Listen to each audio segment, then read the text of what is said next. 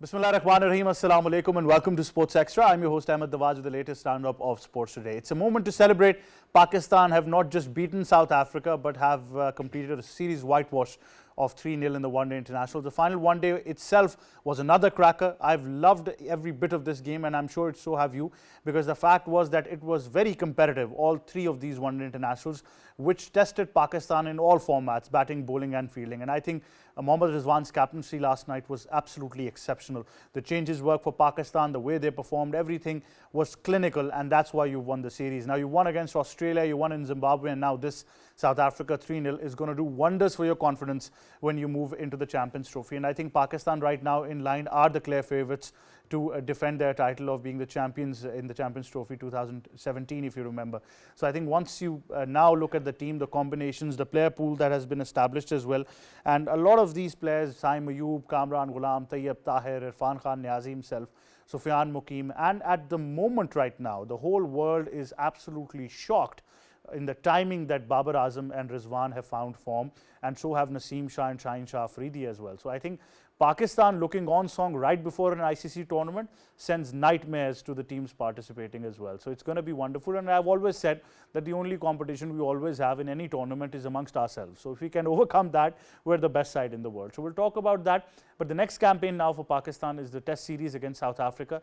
And mind you, this is a Test series which South Africa desperately wants to win, considering their need to solidify their place to play the ICC World Test Championship final. So they're going to come out all guns blazing. The first Test match takes place on the 26th, the Boxing Day Test match, of course, and it's going to be very, very interesting how South Africa and Pakistan go against each other. So we'll talk a bit about that as well. And then, of course, we also update you on the Champions Trophy 2025, where finally things are looking as per schedule, and Pakistan is set to host the Champions Trophy. They've also decided, the PCB, that Dubai is going to be the neutral venue once they host their matches against India. So India's matches will be played in Dubai, and rest assured Pakistan will have all the hosting rights to the matches that are being played in Dubai and in Pakistan as well. So we'll talk about that game as well. Of course, Champions Trophy starts as per schedule on the 19th. Our sources from the ICC have confirmed us that tonight the schedule will be finalized. The official schedule would be released, including the venues and the dates and everything involved, but more or less, like I said, what has already been confirmed. So we'll talk all about that and many more developments from the world of cricket on the show.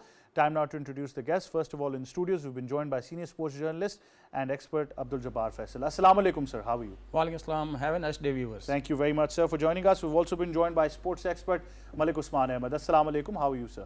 Walaikum assalam, I'm doing well. Thank you very much for joining us. And we've also been joined by sports analyst Danial Khalik. Assalamu alaikum. Danial, how are you? Walaikum salam, all good, thank you. Thank you for joining us as well. Now let's take a look at this report that highlights Pakistan's remarkable victory, and then we continue. Pakistan defeated South Africa by 36 runs in the third and final one-day international in Johannesburg and complete the 3-0 whitewash in the series. Earlier, South African captain won the toss and put Pakistan into bat in the 47-over per-side game. Batting first, Pakistan scored 308 runs for the loss of 9 wickets in allotted 47 overs. Saim Ayub remained top scorer with 101 runs, hitting 13 fours and 2 sixes. Mohammad Rizwan scored 53 while Babar Azam made 52 runs. Salman Ali Agha added 48 while Tayyab Tahir chipped in with 28 runs. For South Africa, Kagiso Rabada backed 3 while Marco Jansen and Jean Fortune took 2 wickets each. In reply, chasing 308, South Africa were bowled out for 271 runs in 42 overs. Heinrich Klaassen remained top scorer with 81 runs. For Pakistan, debutant Sufyan Muqeem backed 4 wickets, while Shaheen Shah Afridi and Naseem Shah took 2 wickets each. This is the first time that Pakistan clean swept South Africa in the ODIs. This is Pakistan's third series win in South Africa. Saim Ayub was declared player of the match and player of the series on his all-round performance. There you have it, all you need to know in this report. Of course, Pakistan's heroics. Jabbar Faisal, this has been a monumental series for Pakistan, winning 3-0 right before the Champions Trophy. I think the whole world right now is looking at Pakistan to be the clear favourites for the Champions Trophy. Yes, of course, Pakistani spectators are also celebrating this victory, and this is the history inked by the Pakistani players. First team who defeated South Africa in South Africa 3-0. But there is, you can say, our performances were excellent in this whole series, especially left arm batter Saim Ayub, and also Rizwan and Babar. This is very good, nice omen for the national team to move ahead in the next fixtures. However, I think this was in the last match. It was a good decision to make a couple of changes. They got the chances. Usman also got chances, and Sufyan Mukim also got chance, and he performed well. When he started T20, he got 4 wickets, and ODI with the same style, he got 4 wickets. And we are expecting he will do well if he will give an opportunity in the Test match too. But after this victory, we are well confident. We are looking well prepared for the Champion Trophy, and also you can say captaincy. Mohammad Rizwan, he did well in this whole series, but always there are some mistakes are done by each one when they play at international level. You need to improve more, and also team should be united till the next assignment. Absolutely, there is always room for improvement. All nitty-gritty things need to be discussed, and there still be a couple of changes going into the Champions Trophy as well, but obviously time will tell. But Usman, your assessment of this entire series, especially the way the last one-day international had played out for Pakistan? I think nobody expected 3-0, certainly because South Africa have never been whitewashed in an ODI series at home, and this was history in the making. We knew that Pakistan would be having a great series against South Africa. They had defeated Australia in Australia. We were not much concerned about the results in Zimbabwe, and Pakistan winning the last 5 bilateral series in one day tells a lot about how Pakistan is turning out for the Champions Trophy, which is going to happen in Pakistan, and they are the defending champions, and they go rightly as favorites into this tournament. And I think South Africa has a lot of soul searching to do now. But thinking about how Pakistan has performed over the past 3 matches, I think there are many positives, but there are a couple of negatives as well. There was a player Pakistan just could not decode in the whole series, and Klaasen got out only when he wanted to get out actually, and it was not that Pakistanis worked him out. So that is something Pakistan has to look into. And secondly, there was a time when Pakistan would become shell shocked for a certain time when a couple of hits would go to the boundary. We saw that yesterday as well. There was a time when Pakistan was in a fix, but as soon as Klaasen got out, Pakistan got their confidence back, they got their calmness back. So there are things which Pakistan definitely needs to look into. Look at Abdullah Shafiq. Pakistan won 3-0. That was a hat-trick of victories, but there was also a hat-trick of ducks. Abdullah Shafiq, I don't remember any player who has featured in the whole series, a top order batsman, not scoring a single run in the whole series. And Abdullah Shafiq lasted for all but 7 balls in this whole series, and I think he is under a severe question mark, with people talking about Imamul Haq and Fakhr Zaman now, and the tournament going to be held in Asia, in Pakistan, where you're going to get far more flatter pitches, and I think he has his work cut out. Thirdly, Pakistan needs to have a good all-rounder. It would be an ideal to have a bowling, pace bowling all-rounder, which I don't see coming in the next couple of months, or maybe a spin bowling all-rounder. I don't see Pakistan going in a Pakistani made pitch in Pakistani conditions with 7 batsmen. You get batting pitches over here, you don't need a question of a number 7 batsman. I would rather go with 5 bowlers, 5 good bowlers who can bowl 10 overs, and you can have the cushion of Salman Ali Agha and Saim Ayub to fill up the overs if something goes bad, or one of the bowlers have an off day. If one of the part-time bowlers have an off day, then Pakistan will be in huge trouble. This batting lineup or this playing 11 is more suited to a chasing team rather than setting up a total. I think there are a couple of things that Pakistan does need to work out. The best thing that happened yesterday for me was the coming of age of Mukim. Sufyan Mukim, because he gives you an extra cushion at the end. A captain like Rizwan, he brings out his best bowlers to get wickets and don't take the game deeper, unlike Babar, who used to take the game deeper. So once the game goes deeper and there are a couple of wickets left, a bowler like Sufyan Mukim, who is not a very regular kind of style of a bowler in international cricket, can bamboozle the tail-enders, and that is exactly what happened yesterday with the likes of Rabada, who were comfortable against Naseem Shah, but were struggling to pick up Sufyan Mukim. So Pakistan have most of their areas covered. They look far more united. They look far more lethal, but there are a couple of things, that tweakness that needs to be done in this playing 11 or the 15-member squad, and I think Pakistan will start outright favourites, not just in the Champions Trophy, but also the match against India. Absolutely, and I think that is ours to lose now. It's certainly going to be a very interesting encounter with Pakistan banking on confidence. But Daniel, how do you analyze this entire series? Obviously, the confidence is there. Every player differently has been performing. Everybody's realizing their responsibilities. We're not used to so many, things ticked right for Pakistan cricket. At one time. At one time, yes. Well, I think one of the key things that's happened is you've got a focus on doing the main things. You're actually playing cricket for a change, as opposed to playing politics and trying to figure out who's captain and who's not. One of the key aspects that makes a Pakistan team successful is its bowling. And so what Usman was saying earlier, I think it's very important we have 5 proper bowlers. You've seen that in Australia, you've seen that in South Africa, that the bowlers are the ones who are actually delivering the wins. The scores that we made were chaseable in each of those cases. But in Australia, we looked like we were the home team. I've never seen that happen where a Pakistan side or any side goes to Australia and looks like the home team. Similarly, in South Africa, there were close matches, but it was the bowlers who, in the end, got us over the line. Yes, in the first one, there was some brilliant batting that took us right to the edge. I think what we need to do is reevaluate a couple of things. As Usman said, Abdullah Shafiq, not through lack of talent, but I think through lack of form, is a question mark. Contrary to popular opinion, I don't think Fakhr is the right person to take on the role. I think it's actually Imam. If you look at their stats in Pakistan, Fakhr Zaman averages around 47 at a strike rate of about 88. Imam is somewhere in the range of 57 at 90. So you wouldn't expect him to be the more aggressive batsman, but he is. And I think that's very important that we have him in there. Additionally, it's incredibly important that you have that 5th bowler. You cannot rely on Saim or Agha or someone delivering 10 overs every match without failing. And remember, in our group, we don't have minnows. We have a very strong India side. We have a very good and talented and spirited Bangladesh side. And 4th is New Zealand, yes. Historically we have an advantage over New Zealand, but they have something to prove.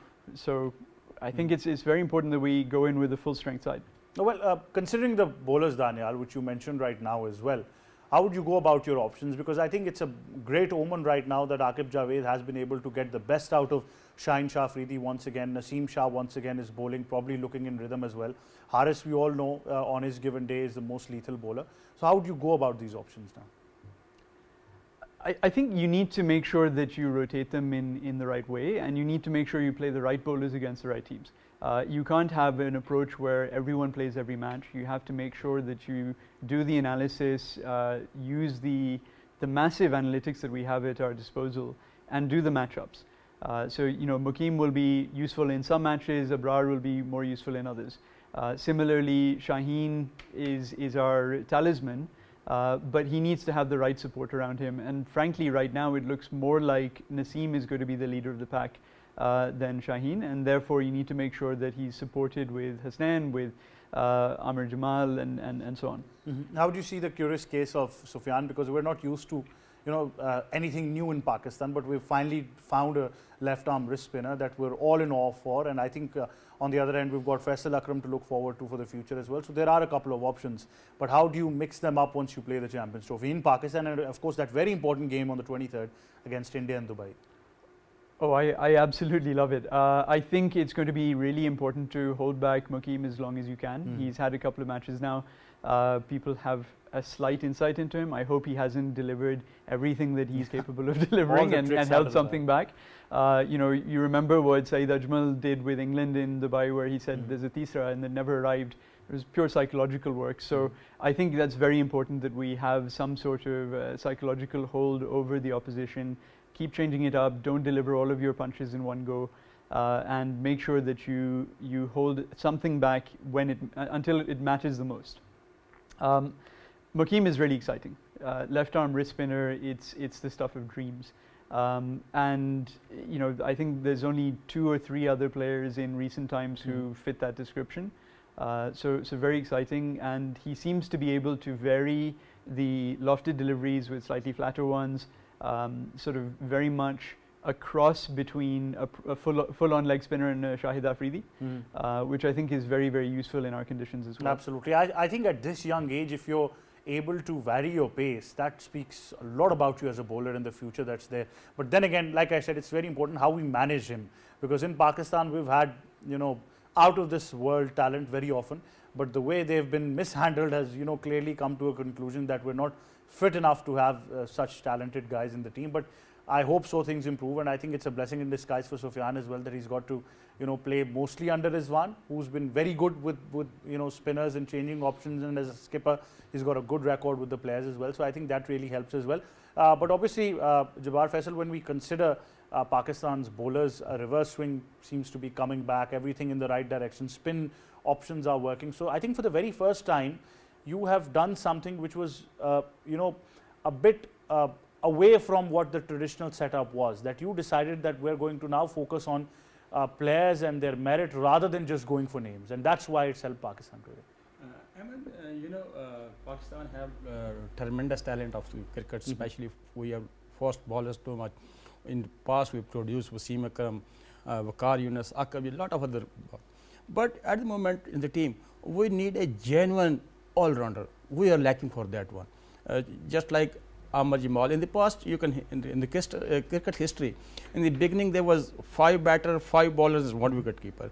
Now you need a wicket keeper with also a good batter. This tradition has been changed. Same like in the all-rounder, now there are 2 terms are being used: bowling all-rounder, batting all-rounder. You can say batting all-rounder Sam Ayub, bowling all-rounder Agha Salman. But there should be 1 or 2 genuine all-rounder like Abdur Razzaq, Azhar Mahmood or Yasir Arafat. In the past history, there was 5 all-rounders who did lot of at the international level. Was Kapil Dev, Ian Botham, Clive Rice from South Africa, Richard Hadley, Imran Khan. That type of all-rounder does not come again. This is you can say unfortunate, or the new player don't like to work hard, or the official are not concentrating on that department.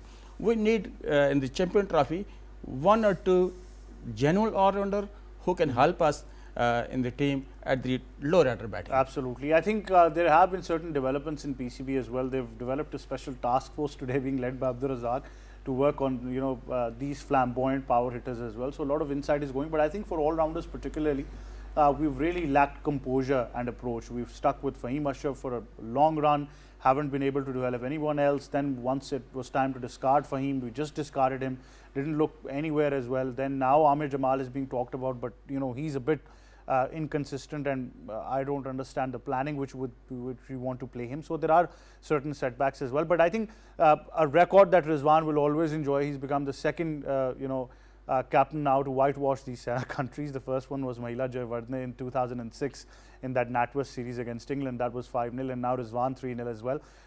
Yesterday's match, Usman, he looked absolutely on song. His changes were working, everything. I think the decision of bringing Sufyan in at a very critical moment paid off as well after Naseem was being hammered. So all in all, I think he's enjoyed every bit of this series as a skipper. Yeah, Rizwan is a character when his tail is up, and yesterday his tail was definitely up. But third game was a good game actually as far as his captaincy was concerned, because Pakistan was dominating from the first ball in the second innings, but there was a time when Pakistan was under pressure, and it was very surprising that the pressure came after Miller's wicket.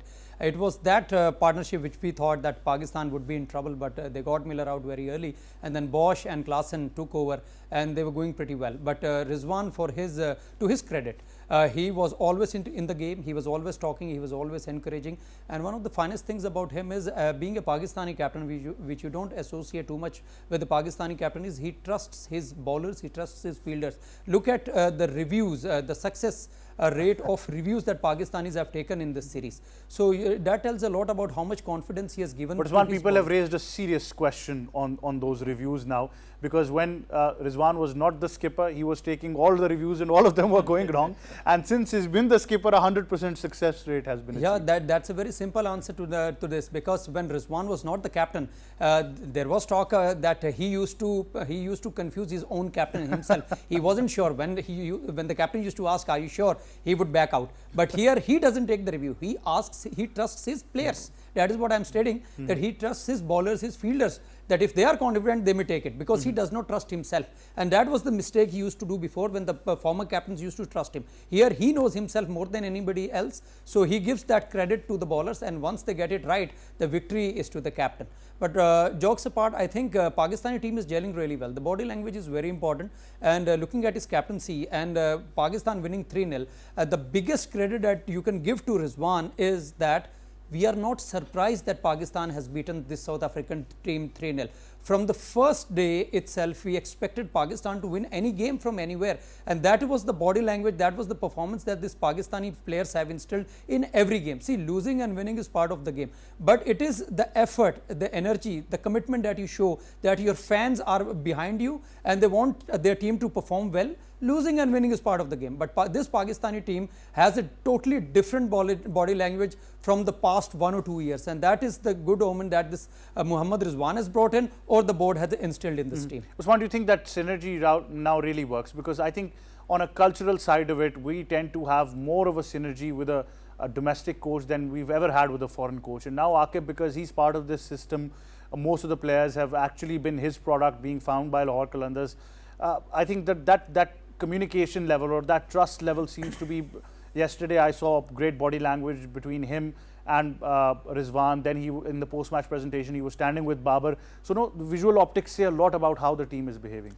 See, it is too early to give credit to Aqib Javed, with all due respect to him. See, this they lost to Zimbabwe in Zimbabwe. You have to remember that.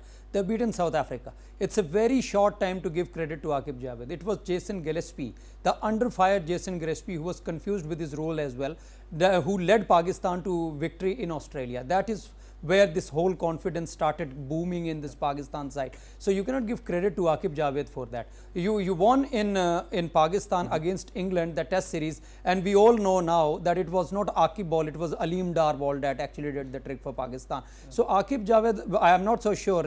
Okay, the medium of communication is much easier to speak in Urdu than in English, that I agree. But it was the same Aqib Javed who humiliated his team's best player, or probably one of the best players in the world, Babar Azam, when he stated on the TV, international TV, that we talk about Babar Azam, that we shouldn't get him out in a T20 game so that we can win this game. This is utter humiliation, and talking on the sidelines of a ground or the boundary after a game does not do much wonder. I am not so sure how much camaraderie is between Babar Azam and Aqib Javed. Babar Azam, to his credit, is already a champion player. See, he has almost the same arsenal that previous coaches had. It was only the camaraderie that was missing, and that was all because of the captaincy. We all know that, and I think once that was settled, it was always going to go well, because this team was talented. This team was the same team that hammered India by 10 wickets in a T20 World Cup game. So what all changed for the past 1.5 year was all instilled by this board itself,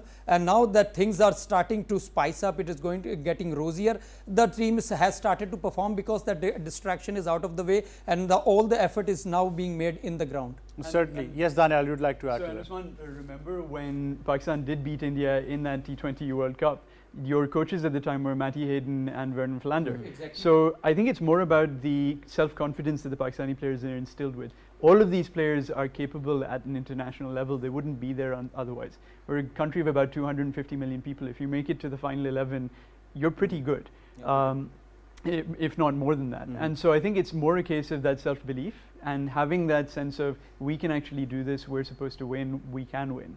And that's how it went through in all of the previous tournaments that we've performed at or succeeded in. So 92 and the 2017 Champions Trophy. The Pakistan team does better when they are encouraged, when they're given that self-belief, that self-confidence. Corner Tigers. The corner absolutely. Tigers method. And in Australia, you saw that as well, right? It's Jason Gillespie was that sort of guiding hand. And I think in Pakistan, we don't really appreciate Gillespie as much as we should, because we always think of Warren and McGrath and all of the others. Jason Gillespie, as a player, most of his wickets were top 6 batsmen. Yes. He loosened the bottle, right? And then the ketchup came out, Yes. but he's the one who would loosen the bottle. Absolutely, but the captaincy right now, Daniel, is a very important aspect of the team, right? Because like you said, that the team needs to realize that they can win. For far too long, they were in obsession with who's going to be the captain. But now, because that question has been solved, and secondly, the way Rizwan is, going about it as well. I understand once you're winning, so everything looks very glittery and gloomy. But yesterday as well, the involvement and the way he's probably now handling it before a major ICC tournament. How do you see these visual optics? But also look at Rizwan's captaincy, his batting, right? Rizwan's batting, his average has gone from about 40 to about 52. His strike rate has dropped a little bit, but look at the pitches they're playing on. They're more favorable for bowlers. So really what we're looking at is someone stepping up to the plate. He's really gone and said, I'm now in charge. I'm going to show it with my performance. Yes, I've been, there have been rumors of my decline in terms of batting, but in one-day internationals, that is definitely not the case. In T20s, there's a separate conversation, and we can talk about that another time. But I think Rizwan batted excellently. He's captained excellently. He's led from the front. And the other really important thing is that, as Usman was saying, you have these issues around the team, the politics that surrounds the team. And Rizwan, Babar, Shaheen, I think, are gelling again, which was a very important point to see. At least from the outside, that's how it seems. Because these were the guys who were really leading us to success. We reached a semi-final in the T20 World Cup in 2021. We reached the final in 2022.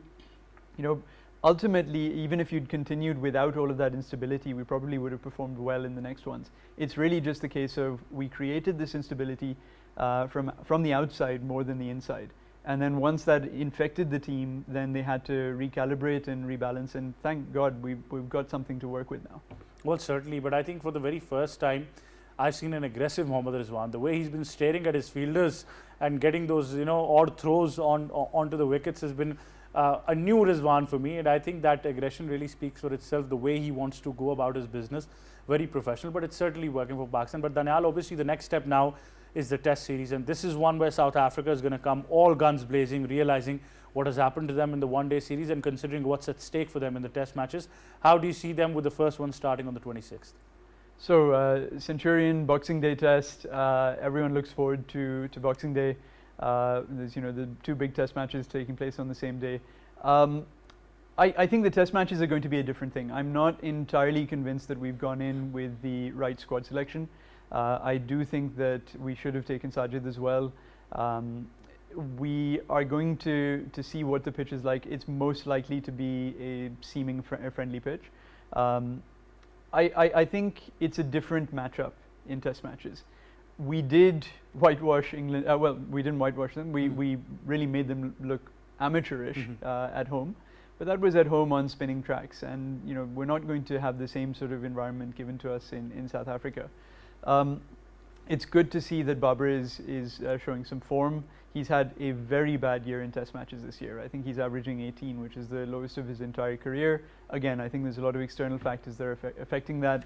Also a little bad luck in some of the ways he got out. So he's going to be your linchpin.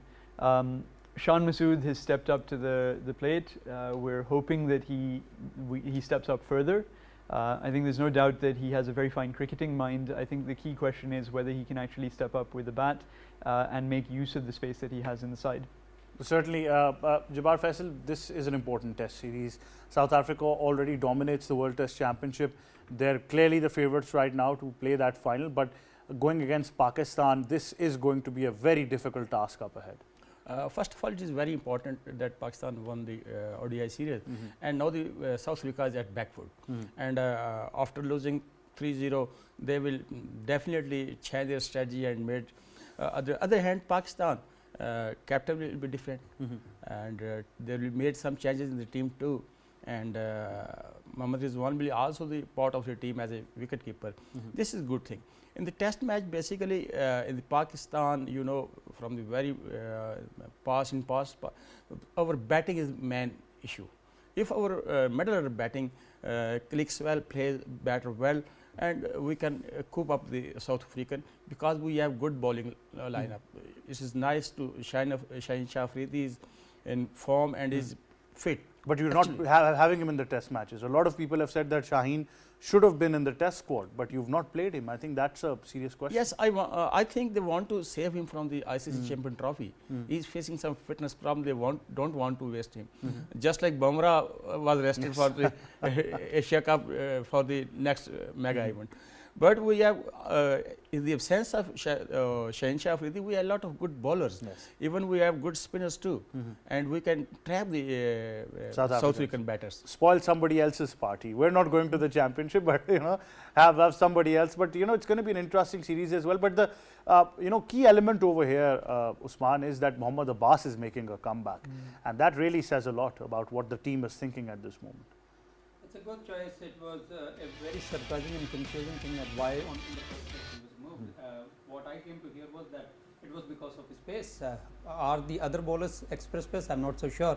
But he bowls in the mid 130s, and that is what most of the bowlers are doing. But he's a good line length bowler. I think he has got an ideal time to come back to this international cricket. With South African pitches certainly going to favor the faster bowlers, and it is an ideal kind of environment for him. Pakistan already almost certainly out of the World Test Championship, and they want to spoil the party of South Africans. I'm not so sure. South Africa certainly starts as favourites, overwhelming favourites in the series, and they have all to play for. Pakistan has nothing to play for. And talking about Shaheen Shah Afridi being rested, I think majority of our top class bowlers should have been rested, who have keen chances of going into the Champions Trophy in the playing 11, because this series actually has nothing to play for Pakistan since the World Test Championship have come into the picture. We have 2 test matches, and after 1.5 months, we have a very short time to the Champions Trophy, and we have a huge onus on it, because we are not just the hosting country, we are also the defending champions, and that takes a lot of pride for this Pakistani team to go into the tournament with full force. So having Mohammad Abbas, I would like to see a couple of more new faces, or some faces who have been lost in translation.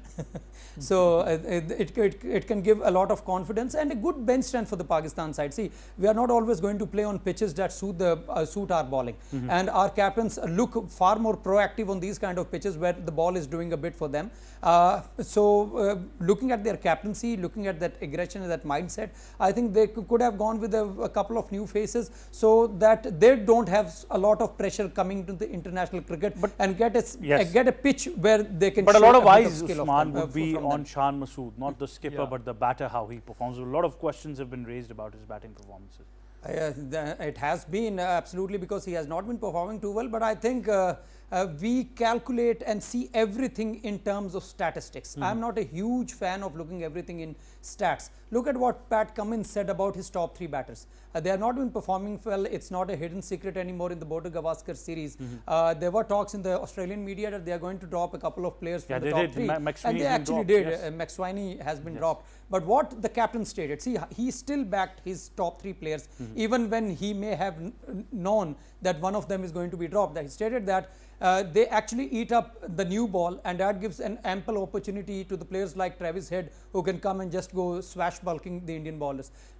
When Shan Masood, we are talking about Shan Masood, see, he plays in a style which is extremely different from all the other batters. He comes and sets the tempo. He actually just does not score 20, 30, 40 odd runs, but he tells the team, he actually wants to instill that mentality in this team that we have to win a test match. We're scoring runs. We are scoring runs. We are not here to die down the innings or a session. We are here to take on the opposition and win a test match in a more aggressive manner, which they actually wanted to term it as Pakistan way of playing cricket. So I would be extremely disappointed that if a captain like Shan Masood is dropped because of his approach, or because he's not scoring big runs, because most of our batsmen are already not doing that. Certainly, but nonetheless, it's going to be a very, very important test series for Pakistan, because there's a lot of onus now on these players, and some of these players who still make up for that test squad as well are carrying that necessary confidence. But thank you very much, Usman, for joining us.